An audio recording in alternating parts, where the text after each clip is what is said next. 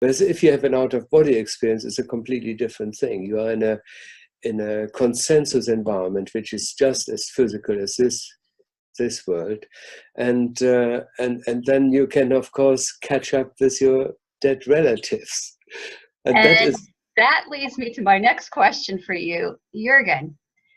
When we feel that we've had an out-of-body experience and we encounter a loved one, Mhm. how can we tell that it's really them and not our imagination? And are they also in a solid place? My findings have been, they've told me that their existence is solid, but very, very different from what we consider solid. How do you address that question? Well, I know. I mean, I dream about my mother, my family, and sort of things. But when I actually meet her or meet others, I know for sure.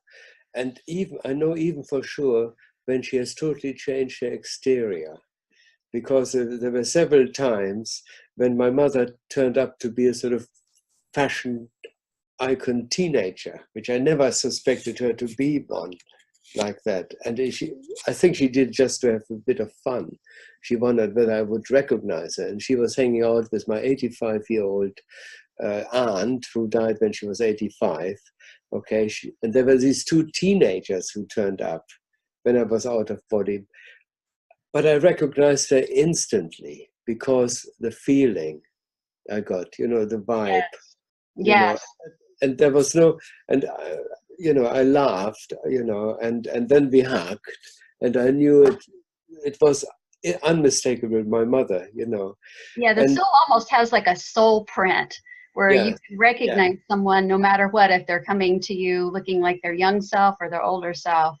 yes, that's right. They've got the core signature of that. Yes.